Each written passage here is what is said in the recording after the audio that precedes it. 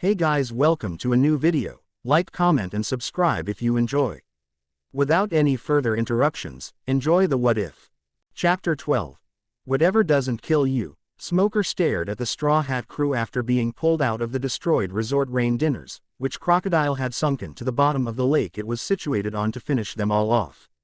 He let out a sigh and waved them off. Go, he said, allowing them to leave without a fight. The next time we meet, however, you're a dead man. Remember that, Straw Hat Luffy. The sound of the Marines combing through the town got ever closer when Luffy gave Smoker a grin. You know, I don't hate your guts after all, Smokey. Smoker pulled out his jute and took a swing at him to get him to flee. Get the hell out of here. Smoker watched as the crew took off, leaving him behind as the group of Marines came to him. Sir, aren't you going to go after them? Smoker shut his eyes and leaned against a building. No, I'm tired. He ignored the looks of surprise from his men. Call back the men who went off to chase them. They won't catch them. Get them back here and call headquarters.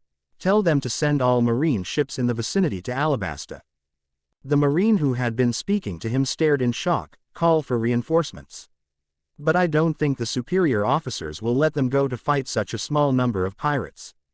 Smoker glared darkly at the man. Since when have I listened to my superior officer's opinions? Now go, he finished, scaring the man off to accomplish his task. As he stood alone in the street, he looked around before walking off on his own in thought. XXX Naruto appeared back on the rooftop next to Soren and Nojiko. Me and Crocodile had a nice little chat. I do have to say that he's way taller than I expected him to be, though. Most masterminds like this are short little pieces of nothing. Nojiko blinked at him. So what happened? Did you beat him up already? Naruto shook his head. I told you, I'm not fighting Crocodile, Luffy is. All I did was just point him in their general direction. That should get some fireworks started. Nojiko frowned while Soren glowered in the background, muttering about blonde bastards. Naruto-kun, I really don't like this idea. What if they get hurt? Oh, they're all going to get hurt, that's for certain. Naruto shrugged carelessly. It's a good experience for them. Now we need to get to Alubarna to make sure that this country doesn't go under in the case that they can't beat Crocodile and his goon squad. How in the hell are we supposed to pull that off, Uzumaki? Soren said, it took you and I a day to get here on foot by ourselves from the ships. How are they going to keep up with us? Naruto grinned. You just let me worry about that. Now go get Miss Valentine and I'll go get Johnny and Yosaku and stop them from kicking the Marines and the Billion's asses. Naruto grabbed onto Nojiko and took off along the rooftops while Soren went off his own way to search for Miss Valentine. XXX It didn't take long for Naruto and Soren to corral their targets, since Naruto was already aware of their positions due to the cage bunchen he had spread out around Rainbase, dispelling periodically around the people of interest to keep him posted on the situation. Naruto stood just outside of town with Nojiko, Johnny, and Yosaku in tow when Soren and Miss Valentine sauntered up. Naruto grinned amusedly at Miss Valentine, who had been conspicuous in her absence throughout everyone's stay in Rainbase. Hello dear, have a good time watching the panic unfold. Miss Valentine let out a laugh and smiled. It's more interesting to not be directly involved, you see. Naruto rolled his eyes. Says you. Soren's eye twitched in annoyance as one important aspect of their coming back together had not been addressed yet. Are we all forgetting that we have no way to get to Alubarna before the shit hits the fan? That got everyone amassed to look at Naruto expectantly. Yosaku voiced the concerns of everyone present. So how are we supposed to get to Alubarna, Naruto and Ikki? By the time we get there, normally everything will be all over. Naruto shook his head and grinned. I never showed you guys that I could do this, did I? Naruto bit his thumb and made a few hand seals. This is going to be fun. Kuchio's no jutsu, summoning jutsu. A puff of smoke surrounded Naruto's body, clearing out to reveal Naruto standing on the head of one of 6 brown toads twice his size. Say hello to the transport toads, you guys. Naruto took the silence and stunned looks on the faces of his friends as a victory for him. What's the matter, you guys? Haven't I been introducing myself as the Toad Sennin? Didn't you think that actually meant something? Nojiko pointed. You just made those things appear out of thin air. Naruto nodded. Yes, Noji-chan, we've established this already. I remember, I was here. Soren snapped out of it first after slapping himself and getting on one of the toad's backs. I'll say it again even though I was kind of joking the first time. What can't you do, damn it? Naruto grinned at his bald ally, and I'll repeat myself. I don't know yet, you'll know when I do. Naruto looked at the rest of his crew. Well, get on. They're not going to hurt you or anything, I summoned them myself. They listened to me and helped me out. They remained still until Naruto rolled his eyes and moved swiftly behind Nojiko, picking her up and putting her on one of the toads. Nojiko was somewhat scared of the massive amphibian, but quickly learned that Naruto was right and they wouldn't hurt her. Naruto smiled at her. You see. Now everyone get on so we can get moving. All of the others finally relented and got onto the backs of the toads per the blonde captain's orders. Naruto allowed his comrades to get themselves situated when a dispelling cage bunchen alerted Naruto to something of importance occurring elsewhere in the desert. Damn it, Luffy. Naruto grabbed the area between his eyes out of stress. Naruto hopped off of his toad and desummoned it. You guys go on ahead, I've got something to see. Miss Valentine, you know the way to Alubarna, right? Get everyone there and I'll catch up on my own later. Miss Valentine nodded but frowned. You're leaving again. A small smile came to her face. We just can't seem to keep you around, can we? Naruto shrugged. Hey, I appeared out of nowhere. You never know when I'm just gonna pop up out of nowhere, or disappear in the blink of an eye. You guys can handle things, and remember to stay low profile and out of trouble. This is the Straw Hats fight. With that, Naruto took off on foot back towards the city. Johnny pointed to the dust trail Naruto was leaving in his wake. He needs to stop doing that. It's a mission he took. Soren explained. He knows that just watching over Luffy all the time would get irksome for all of us, so he wants to make sure he can handle himself. That doesn't mean he's just going to let him die though. Now let's go, he'll catch up. Soren bounced on the toad's back and looked at it curiously. How do I make this stupid thing go? The toad took exception to being called stupid and began hopping and bucking with Soren on it before taking off in a hurry, the acid user yelling at the top of his lungs. Miss Valentine shook her head and cupped her hands around her mouth. Hey, that's the wrong way. We need to go east. XXX Crocodile dropped a small hourglass at Luffy's feet as the straw hat-clad teen stared at him curiously. I'll give you 3 minutes. After that I won't have the time to play with you anymore. Any problems with that? Luffy stood ahead of him, ready to fight. Nope, that's fine with me. He cocked his fist back. Gomu Gomu no pistol, Gum Gum pistol. Luffy led off his rubber arm out in a punch, but Crocodile's body simply turned to sand and shifted out of the way. He reformed and came at Luffy with a swing of his golden hook, who bent over backwards to avoid the metal appendage.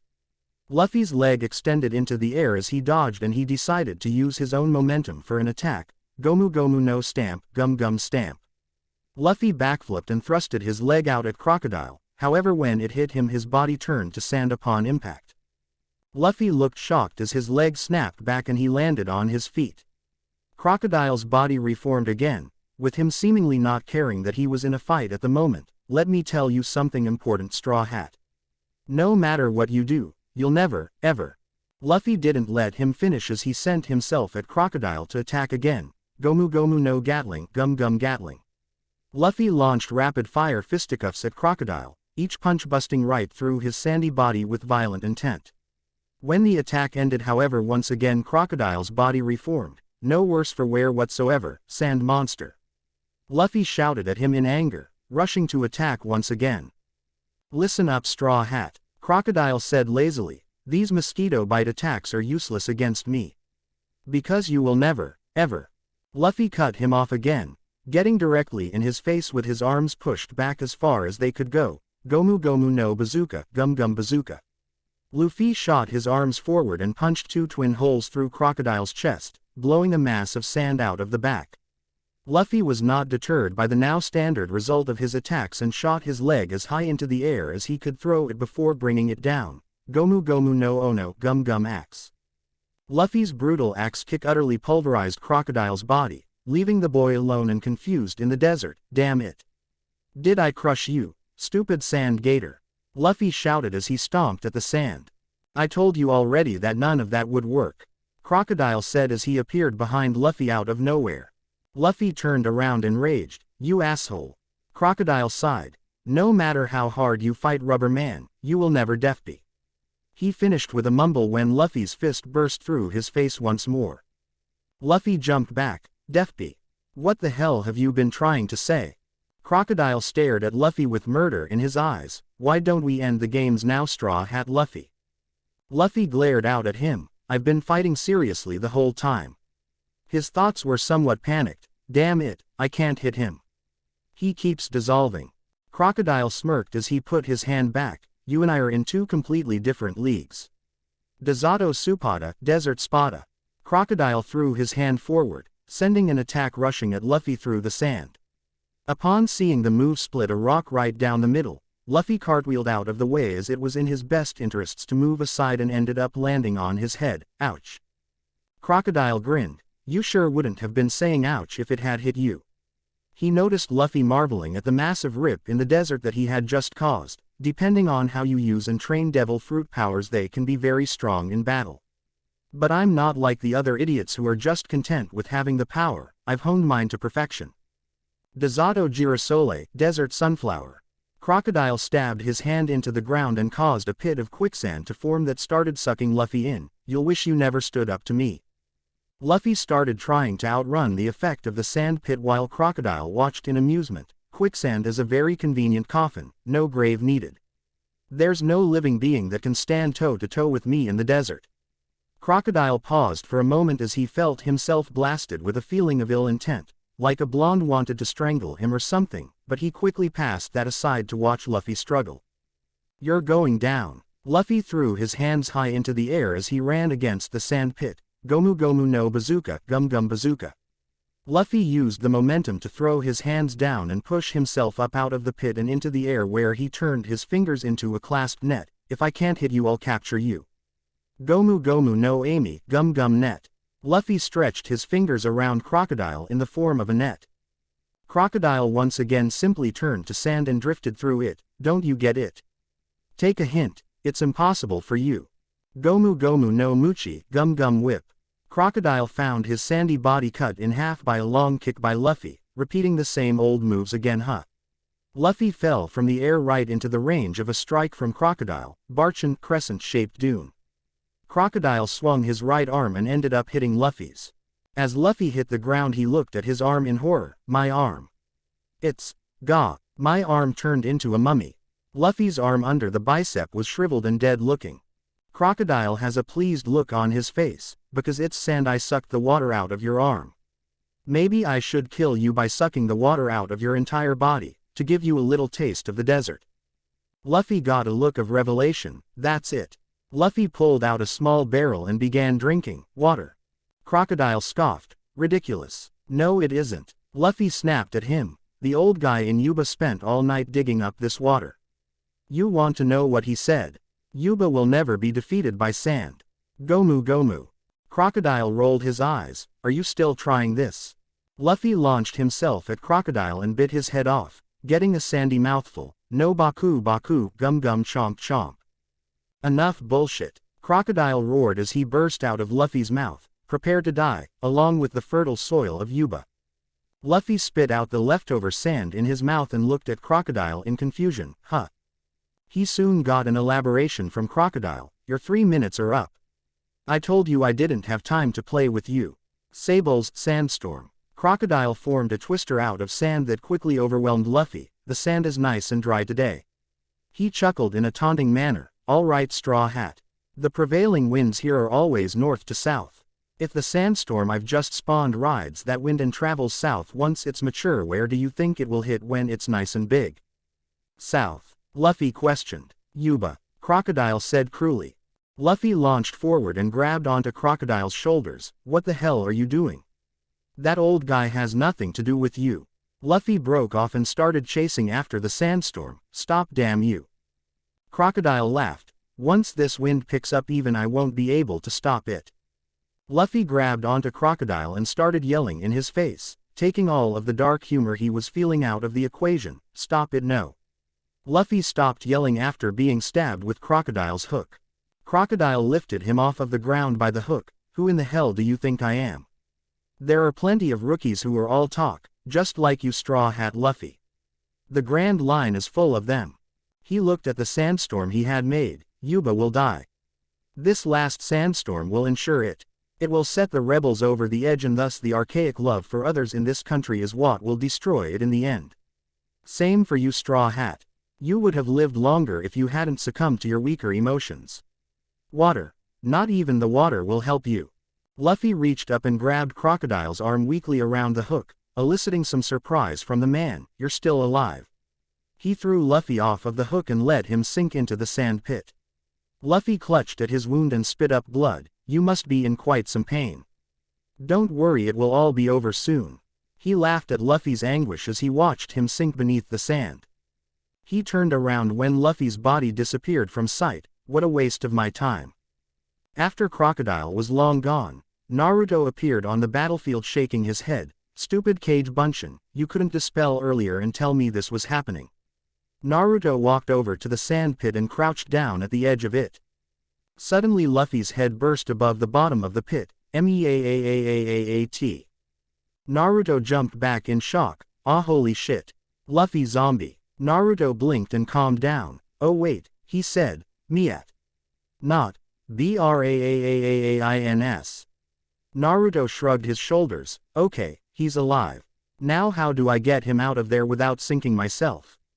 Suddenly Luffy's body was lifted from the pit by a multitude of hands and threw him at Naruto, who abruptly tossed the wounded rubber man off of him and stood up angrily. Who's the dead motherfucker that did that? Well, that's a very warm welcome, Mr. Uzumaki. Naruto turned to see Nico Robin smiling confidently at him. And here I thought you and I were friends. Naruto smirked. Well, you might as well be.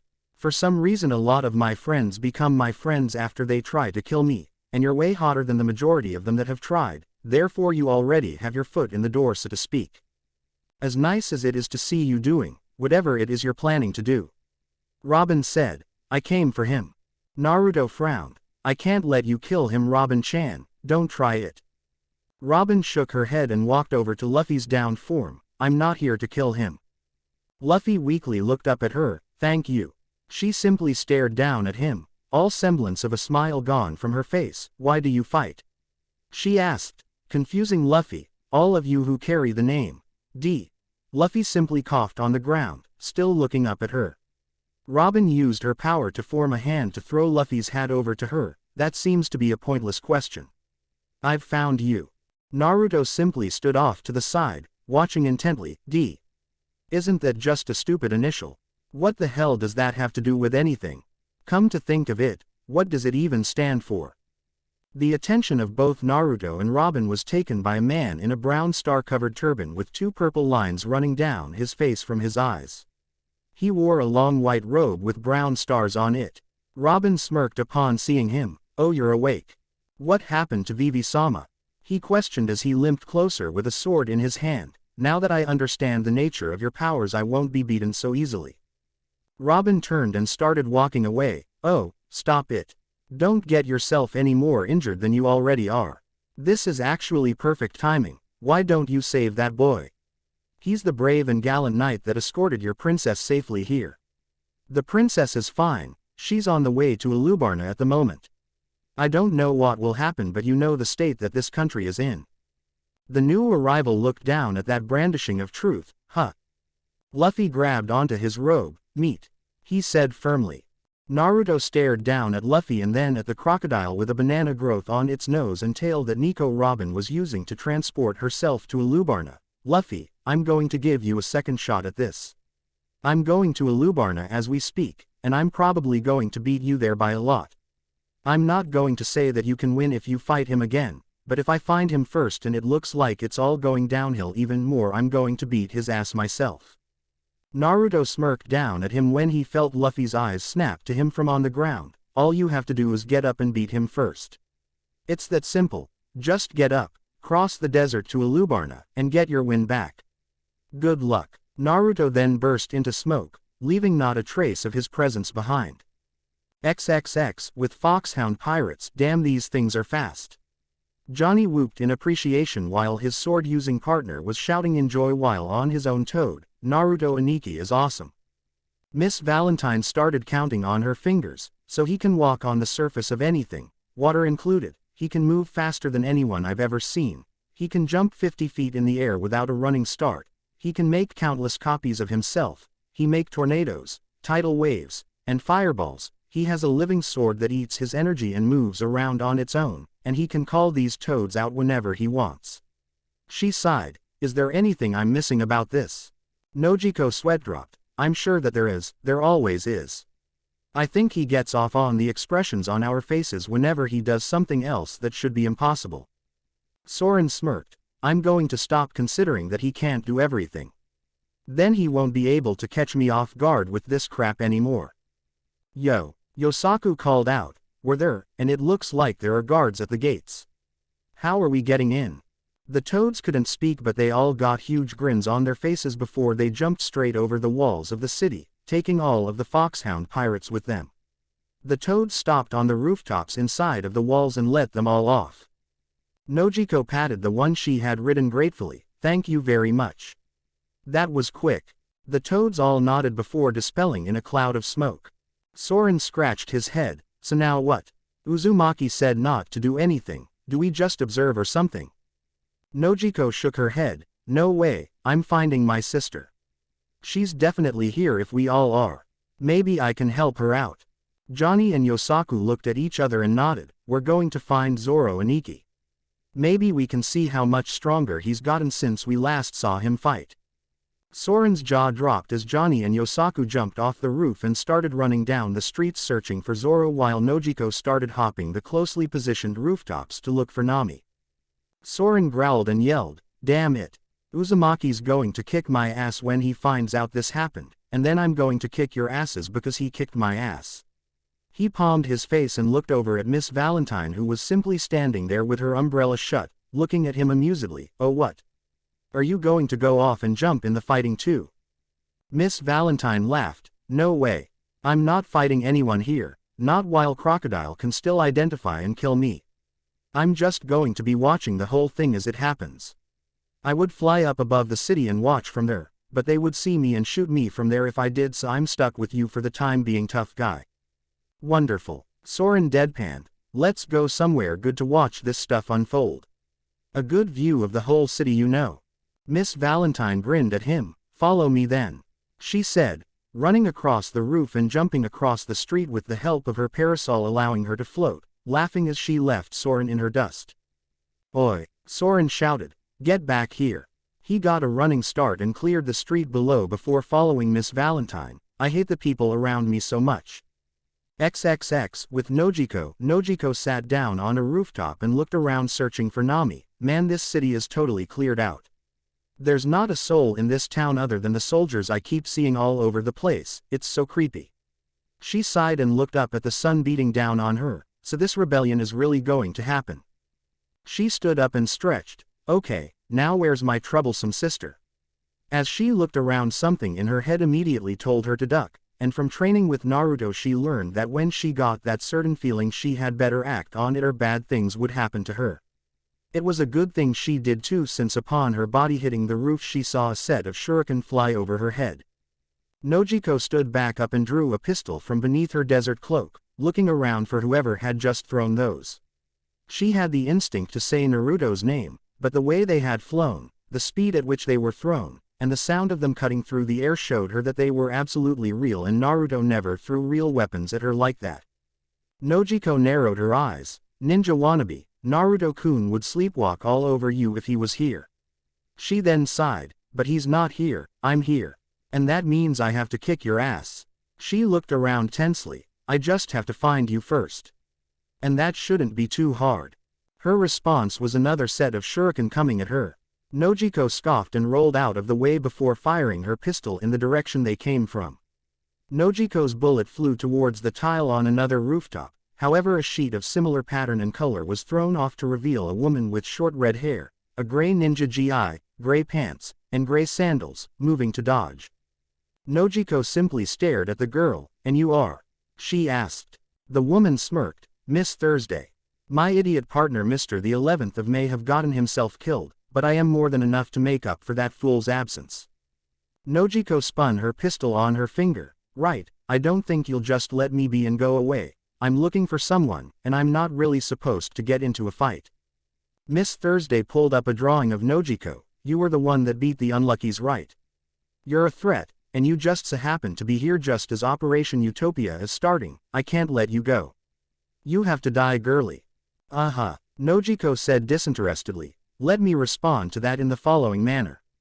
Nojiko immediately fired her pistol in the blink of an eye, forcing Miss Thursday to duck aside and return fire with a shuriken. Nojiko forced her to miss. You might as well quit. My captain is so much better than you, it's not even funny. I really don't want to shoot you. Too much of a bleeding heart to go through with it. Miss Thursday taunted. That's very unfortunate for you. Nojiko smirked. No, not really. I just don't want to waste my ammunition on you, it's purely economical, you see. The female ninja got a tick mark on her head. Economical this. She said as she jumped over to Nojiko's rooftop and attempted a high kick that Nojiko avoided. Stop dodging me.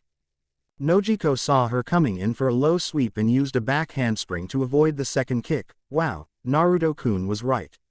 All of that trying to dodge him made this child's play. Compared to him, she's moving in slow motion. Nojiko raised her pistol and fired, but Miss Thursday threw down a smoke bomb and vanished before the bullet made contact.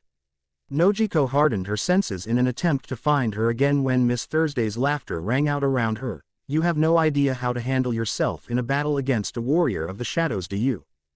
Nojiko had a sweat drop on her head as Miss Thursday kept speaking. Witness the power of a true ninja. Her appearance popped up all over the place directly around Nojiko. You cannot find the real me, can you? Nojiko's sweat drop grew more pronounced. Instead of setting this up, why didn't you set traps or something before I even got here? Or how about instead of hiding to activate this, you just kill me? Am I making sense or am I just not getting it? Miss Thursday growled. Big talk from a little girl. If you are so certain of yourself, then find me, she said with a smirk. Nojiko smiled pleasantly, a little too pleasantly, with pleasure. She threw off her cloak to reveal her belly dancer clothing and all of her weapons on her person. Her rifle and shotgun were strapped across her back. She had a belt with 5 pistols on it around her waist and a small grenade between each pistol on her belt. On the back part of the belt was a pouch to hold her ammunition.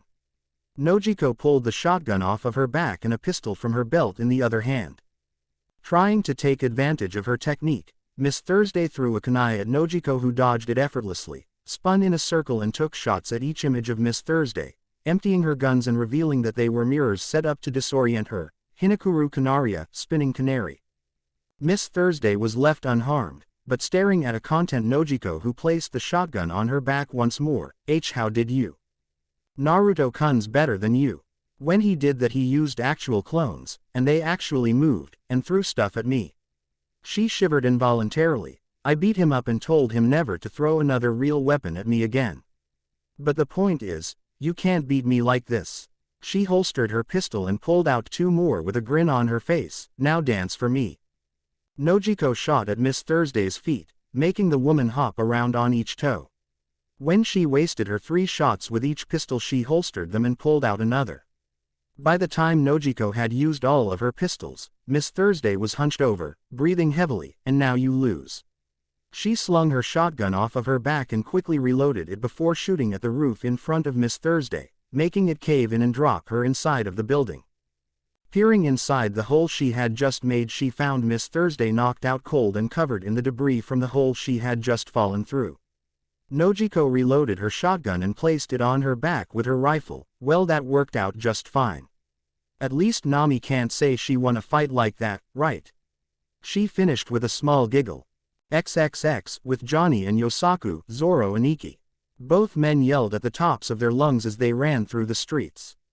Yosaku turned to Johnny. Where the hell could he be? As a matter of fact, where is everyone else? Didn't we tell them to follow us? Johnny shook his head. No, we didn't, we just left. You think they'll be alright without us? Yosaku paled. I'm more worried about us. What if we run into any of those Baroque Works creeps? We'll be eaten alive. Johnny stopped running and grabbed Yosaku by his collar, pulling him close to face him. Now what kind of attitude is that? You just say we're going to get our asses kicked just like that. We haven't even fought anyone yet, so how can you just go and say that? We've been training hard, haven't we? Yosaku nodded and Johnny gave him a shake. So get yourself together. If we end up in a fight, we end up in a fight, and that will be that. Yosaku gulped. But what if we lose? Naruto Aniki isn't here to get us out of trouble like he was against Soren, he only wanted Aniki. If someone attacks us and beats us now, they'll kill us. Johnny smirked as the sun reflected off of his sunglasses. Then we die. All we have to do is not lose, right? You should listen to your friend. A voice said from further down the street.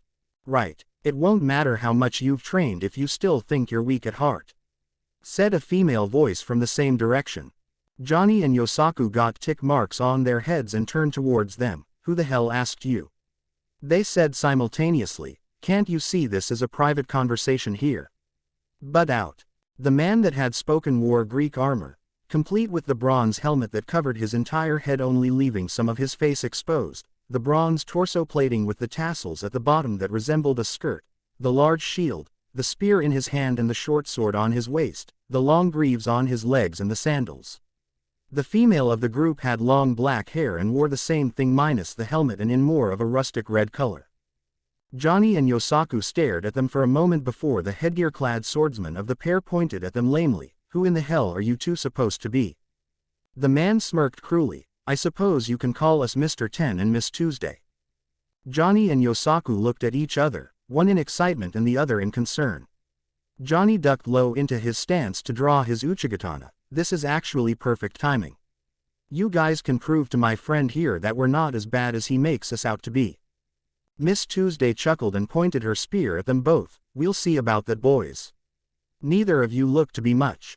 Yosaku laughed nervously as he drew his nodashi from his back. Yeah, we get that a lot. Mr. 10 stabbed his spear into the ground and drew his short sword and pointed it at the swordsman. For those about to die we salute. He was cut off and forced to block when Johnny appeared in front of him and flicked his blade from the sheath to slash at his face. Johnny sneered at him as they clashed steel. Shut up and fight. If you're going to get in our way, we'll just have to move you out of the path, won't we? Miss Tuesday made to stab at Johnny with her spear while he was sidetracked by Mr. 10, but Yosaku cut her spear in half, stopping her from attacking. You're not going to stab my buddy while I'm here.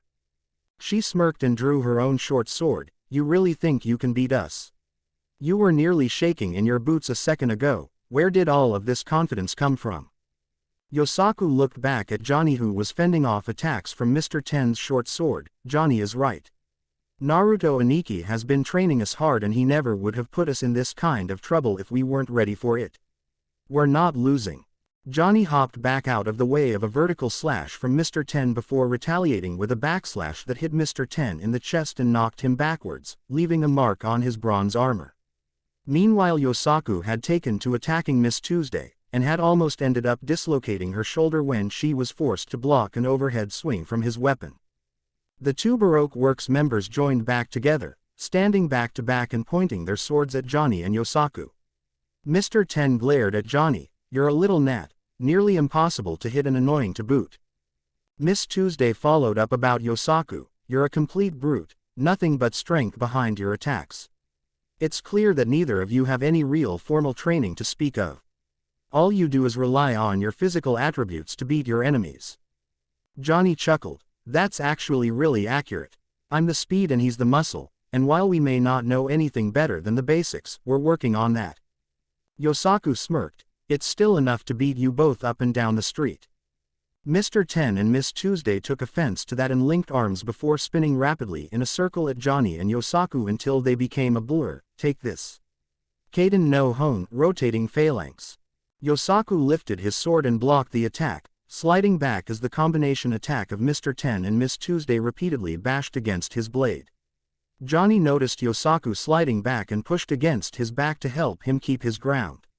Mr. 10 and Miss Tuesday finally ended the attack, bouncing off of Yosaku's sword and standing facing both swordsmen once more. Yosaku stood in a ready stance with cuts all over his forearms from blocking the attack. Johnny. I'm really pissed off now. Johnny stood ready to fight as well, behind his partner. Well, what are you going to do about it? The new move, Yosaku suggested, looking over his shoulder questioningly. He got a grin on his face when he saw Johnny nod in agreement. All right then. Yosaku jumped behind Johnny, who held his sword over his back. You'd better make this work. Johnny glared back at him. Just do your part and we'll work it out from there. Yosaku put his sword as far back as he could before swinging it forward full force, sending Johnny flying towards Mr. 10 and Miss Tuesday. Both of them split apart and moved aside, forcing him to miss and head towards a wall, but Johnny sprung off of the wall with his feet and headed back towards them with more momentum than before. They moved again and he sprung off of the road this time before springing off another wall, gaining stored energy the entire time. Soon he resembled a ping-pong ball with the way he was bouncing off of the walls and the ground, seeking out his enemies for attack. Eventually he caught Mr. 10 off guard and cut him with a single slash, moving at blinding speed, Hanakeru IQ, rebound impact. Mr. 10 dropped to the ground motionless after a spray of blood came from his body. He had cut through the armor from the speed and kinetic energy generated from the move. Johnny ended up losing his footing and tumbling head over heels into a wall, grunting in pain as he found himself unable to stand back up. Damn it, that move wrecks my knees. It generates too much force for my legs to take. He breathed heavily as he held his legs painfully. Miss Tuesday watched her partner hit the ground after Johnny's attack and glared at Yosaku. I'll kill you both for this. Do you hear me? She charged Yosaku with her sword set to run him straight through. Yosaku shut his eyes for a moment. If something like that happened to my buddy I would feel the same way, but still, he lifted his sword and batted the flat of it against the nearby building 3 hard times, getting a loud echoing clang before a steady vibration sounded out from his blade. Miss Tuesday ran at him, intent to kill when he swung his sword horizontally, forcing her to block. However, his sword was still vibrating and producing the humming noise, and its effects were seen when he cut straight through her sword and armor, causing her to fly back into a building, leaving behind a hole in the wall. Shinto Sei no Ryuken, concussive hound. She lay in the hole bleeding from her wound with no life in her eyes. Yosaku sheathed his sword and looked down at his hands that were violently shaking uncontrollably. Damn. I guess this still messes up all of the bones in my hands to use. Johnny moved himself into a sitting position against the wall, still unable to walk and smirking at his friend. I told you we'd win. He groaned and rubbed his legs. I'm too hurt for the victory dance. XXX, with Soren and Miss Valentine, where the fuck are we going? Soren asked as he continued to jump from rooftop to follow the low-floating Miss Valentine. We could be lost for all I know. How do you even know where we're going? Miss Valentine looked down with a smile. I was an officer agent for Baroque Works. One of our jobs other than laying low and getting money for funding the group was to spread lies and rumors about the king in Alabasta, so you can say that I kind of contributed to the situation right now, but other than that we had to know the layout of the city for this operation. I know the best place in town to get a view of everything. Soren looked up at her as he ran. So why aren't we fighting the other officer agents then? I would suspect that you would know something about them, wouldn't you? Miss Valentine laughed before responding. No, not at all. No one knew anything about anyone else in the group among the officer agents, number pairs 5 to 0. It was supposed to stay a secret. All I know is that everyone above Mr. 5's number are undoubtedly stronger than me. Her good mood faded. If one of them finds me and recognizes me, all I would be able to do would be to run. They would destroy me in a straight fight. No, they wouldn't, Soren said confidently. Uzumaki would never let that happen, and even though he's not here I'm sure I'm more than enough to handle anyone in Baroque Works. I'm still pissed that Uzumaki told me to lay off of Crocodile though. I really wanted to fight a Shichibukai to see how I stack up on their level. The damned mutts of the sea. Miss Valentine looked at him strangely upon hearing the hatred in his voice for the Shichibukai. Who would want to go out of their way to fight one of them, and why? Just to test their own strength. That's suicidal, even for someone on this crew. The two kept moving along until a loud clang noise shook the building Soren was running on, almost knocking him over and forcing him to stumble to keep his balance. What the hell? Miss Valentine floated around the building to get a look and frowned at what she saw. Soren, get off of the building and get over here. Soren listened and jumped off of the roof of the shaky building just as it was to collapse. He landed in the street just as it gave way and covered his eyes as dust and debris flew about. What the hell was that? Soren asked to Miss Valentine, who had landed right next to him. She had her parasol up to shield her from the dust and debris coming at them. I don't know. All I know is what I saw doing it. Well, what, or should I say who was it? Soren responded. The dust cleared to reveal a towering man at least twice Soren's size, covered head to toe in thick, red medieval armor with a V on his chest. The helmet had a face shield covering his features from view. He also had a massive war hammer axe in his hands. So who the hell is this guy and why do I care? Soren asked, getting a shrug of confusion from Miss Valentine. A feminine voice sounded out from the wreckage that the strange man emerged from. We're the demolition experts of Baroque works. You can just call us Mr. 5 and Miss Mother's Day. That got Soren and Miss Valentine blinking in confusion before the bubbly blonde woman started laughing so hard she had to wipe a tear from her eyes, so they promoted one of the frontier agents to pick up the slack after what happened at Whiskey Peak. We don't have anything to worry about, Soren, they're way weaker than me. The gap between frontier and officer agents is massive. Soren smirked, which got an angry response out of the female who came out and stood aside the new Mr. 5. She had silver hair tied in a messy ponytail, cruel brown eyes and a teardrop mark on her face. She wore a white bodysuit and black platform heels, and how would you know that we're weaker than you? The number pairs 5 and up are officer agents, the elites. I know, Miss Valentine said before her smile became somewhat malicious. I used to be in the old number 5 pair. And I really don't like being replaced. That caused Miss Mother's Day to stare at her in shock. You're Miss Valentine. But you're supposed to be marked for death when you fail your missions. No one took care of you. Miss Valentine shook her head. They tried. But they ran into a walking maelstrom when they did, and now I'm free and don't have to deal with this group anymore. Now get out of our way. You're just glorified frontier agents that got called up to fill a slot. We were the Mr. 6 pair before you got yourself beaten. Miss Mother's Day grit her teeth in anger before smirking. Mr. 5, show her exactly how above us she really is. Mr. 5 lifted his hammer above his head and smashed it onto the ground, causing a fissure in the earth towards Soren and Miss Valentine. Miss Valentine jumped into the air and floated up high, laughing the entire time. It's all yours, Soren. Soren sat perched on an awning overhanging off of a building as he glared up at Miss Valentine. Gee, thanks, I appreciate it so much. He stood up straight and cracked his neck. All right. Let's do this then. Soren jumped back onto the ground and flexed his fingers. Well, what are you waiting for? A written invitation. Miss Mother's Day revealed 2 hidden blades on her wrists and came at Soren, slashing at his face and neck with her weapons. Soren caught her by her wrists and sighed. Got anything better than that? Miss Mother's Day smirked and kicked the heel of her foot on the ground to reveal a blade in the front of her platform heels that she used in a rising kick coming right up the middle that Soren had to let go of her to avoid. Soren looked at her frightfully and grabbed his groin before pointing a shaky finger at her. Holy shit. Don't do that. That was way too close. While he had been focused on Miss Mother's Day, the new Mr. 5 came up behind him with his hammer held in front of him in a stabbing motion with the top heavy part facing the ground. Nensho Tetsui, burning iron hammer. He tried to smash Soren with the hammer, but he leapt out of the way in time for the attack to miss.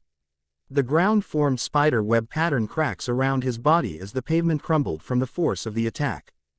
Soren jumped out of the range of his attack and ended up being engaged by Miss Mother's Day and her multiple blades once more, as she had now opened up another one on her other foot to go along with the other 3 she had already been using.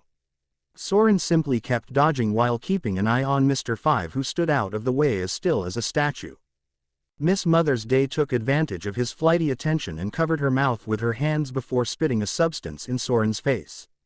She retreated back to Mr. 5's side and looked at Soren with a smug, satisfied look on her face. How do you like that? If you're lucky, maybe your eyes won't be useless forever, not that it will matter after we kill you. Oh, me covering my eyes was more of a reflex than anything, he said, completely calm as he moved his hand to reveal no adverse effects from whatever she had used on him. You can't use stuff like that on me, it won't work. Why the hell not? Miss Mother's Day roared. That was acid. Soren gave her a dry look before hawking a loogie across the area at Mr. 5 Feet Hammer. A sizzling noise alerted them both that the metal of his hammer was falling apart. Miss Mother's Day looked at Soren in shock as he simply smirked at her. No, it wasn't. That was acid. Soren's eyes drifted up as he continued to smirk. Miss Mother's Day and Mr. 5 looked up to see Miss Valentine falling towards them. The female member was able to move, but with his heavy armor Mr. 5 was not. Hisatsu, 10,000 kilo guillotine, sure kill, 10,000 kilo guillotine. Miss Valentine dropped a single leg down on Mr. Five's torso, leaving a massive crater where she landed and utterly crushing his armor like a tin can and his body at the middle. She floated out of the crater she made, looking at Miss Mother's Day with a smile. The old Mr. Five would have seen that coming and blown me to bits before I had even gotten close. Like I said, even the level of skill between just one true number pair separating the officer agents and frontier agents is significant. Miss Mother's Day paled at the sight of her partner being effortlessly killed by Miss Valentine and turned to run only to come face to face with Soren. And where do you think you're going? You started this, we're finishing it. She swung a blade at Soren out of surprise and fear and ended up getting ducked and back leg swept by Soren, who spun back around and hit her with a falling palm strike right to her chest. Ishitora Kyuke, Stone Tiger Break. The resulting hit ended up cracking the ground beneath her from the force of the strike as her eyes rolled back into her head and blood came from her mouth. Miss Valentine walked over and looked down at her. I told you I didn't like being replaced. Dusting off his hands, Soren looked down at the deceased woman without a care. Well, now your replacement needs a replacement. She laughed brightly. Maybe I can get back in now. Soren gave Miss Valentine a serious look before she laughed even harder. Yeah, right. You actually believed that. To hell with Baroque works, I've got a real team to work with now. XXX Vivi had to watch as his childhood friend and leader of the rebel forces, Koza, was cut down as he stood between the rebel and imperial forces, pleading for them to stop fighting. This led to the outraged rebels to begin the battle against the king's forces. She tried yelling for them to stop, trying to yell down to them from where she was that Crocodile had been behind everything, but the man in question had conjured a sandstorm to drown out her voice amid the chaos of battle. She sat watching helplessly in tears. Please stop. Robin stood nearby, a captive king cobra, watching the events unfold. It's too bad your voice won't reach them. Such a lively battle, isn't it, little girl? Cobra saw Crocodile walking closer to Vivi, who was still too sidetracked by watching her people fight. Vivi, get away from him. Run. She stood up to face him instead of running away as instructed. This sandstorm is your doing. An arrogant smirk was her only response. As long as I can stop the cannon in 15 minutes, I can reduce the amount of casualties. Crocodile's smirk faded. You stop the uprising this way, you can stop the uprising that way. He reached out speedily and wrapped his hand around her neck. Wake up, princess. Your dream isn't realistic and this is reality. Dreams are only something that the powerful can bring into reality. Tears started streaming from Vivi's eyes. Even if it's not realistic, I don't care. You bastards just wouldn't understand. I'm the princess of this nation, for this country I would. Crocodile cut her off. 15 minutes until the cannon goes off. The reinforcements for the rebellion will be arriving soon. Your fate is sealed along with the blast area. He held Vivi out over the edge of their elevated position. If you had told the loyalists about the blast, you would have caused chaos, but you would have saved thousands of lives. Crocodile, stop it now. King Cobra roared from his area in captivity. You thought you could save everyone. Crocodile chuckled. So in the end you lead everyone to their deaths. From now on no one will know any better. You worked for me for 2 years and for that I thank you, but in the end you never had a choice at all. Whether saving the country or rebelling, whichever boring ideal you choose to fight for, either one would result in more death, so let me tell you, you cannot save this country. With that he dropped Vivi over the edge. Crocodile. A shout from the sky of a voice that he thought he had finished off attracted Crocodile's attention. The fucking Straw Hat Kid. Luffy was riding on a massive falcon, coming right towards the palace. It took him long enough to show up. Vivi blinked in surprise as she realized she was no longer falling. She looked up to find herself in the arms of a grinning Naruto sticking to the wall with his feet. If he didn't show by the time I caught you and put you somewhere safe, I was going to kick Crocodile's ass myself, but then again the hero always shows up at the last second. Naruto jumped down to the base level of the palace. Vivi sniffled in his arms. The palace is going to be bombed. There isn't any time left. Everyone is going to die and no one can even hear me. If this keeps up, the country will. It'll be okay, Naruto assured her. He looked up with a smirk. Luffy won't let Crocodile win, and no one is going to let that asshole blow up your people. What? Naruto turned around with Vivi still in his arms to find Chopper there, looking at him in shock. Luffy's still alive. Naruto grinned. Yep, he's up there about to kick the crap out of Crocodile. Usopp was bandaged like a mummy from his injuries, see? I knew it. Sanji shook his head as he walked up too. Does that look like the face of someone who knew it? Usopp. Nami roared as she hit him in the back with her new clean-attacked staff. Who asked you to make me a damn party toy to fight with? She dropped a heavily wounded Zoro who stood angrily. Oh whatever, you're fine. Usopp looked at her weakly, but it worked just fine. Nami pointed at him. I'll kick your ass later. Naruto looked at the Straw Hat crew with a smile on his face as he set Vivi down. Right, well since you're here there's no need for me to butt in. I'm going to go back up Luffy if he needs it. Keep an eye out for my crew. They should be out and about around the town somewhere if they aren't on their way here already. Vivi only broke her grip from around Naruto's neck with a little effort from him. Luffy launched himself up at Crocodile who simply stood in place. So you want to be impaled again, do you? No matter how many times you try, Straw Hat, you still can't hit me. Luffy kept flying towards him and unleashed a wicked left hand that caught Crocodile right in the jaw, forcing him to spit blood from the force of the hit and sending him flying. Naruto grinned at the sight of seeing Crocodile finally take a punch. Oh yeah, I'm so there. He channeled chakra to his feet and ran back up to where Luffy was fighting Crocodile. Thank you for watching. If you enjoyed the video be sure to like, comment and subscribe as well as checking out the author on fanfiction.net.